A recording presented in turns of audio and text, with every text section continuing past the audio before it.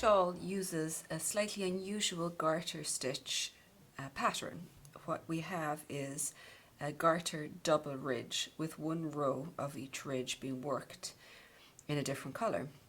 The way you achieve this is you work one row, and then when you've finished it, you slip it back to the start of the row, you take the second colour and you work that row again before you turn to the other side.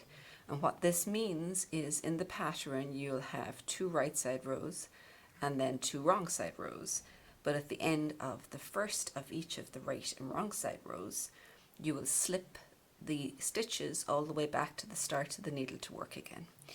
I'm just using double pointed needles here for this swatch because it's just a small number of stitches.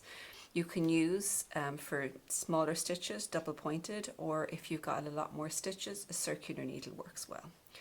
Here on my needle you can see I have got the fairy wings yarn up along here, which means the next yarn I want to work is going to be my Nua. So I'm going to pull my Nua from underneath and I'm going to knit a row in Nua here.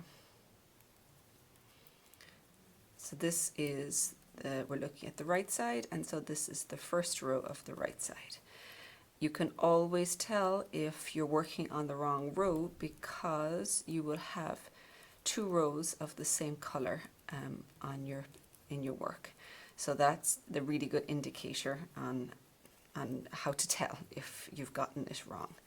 So I'll reach the end of this row. This is the first right side row, and when I finish this, you can see the next row. It's going to have to be fairy wings, but it's over here.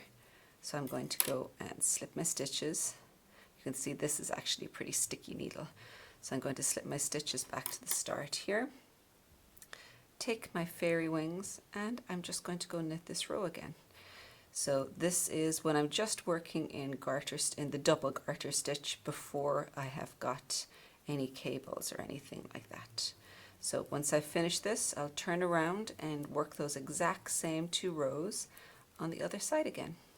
So practice your stitch and see how you're getting on.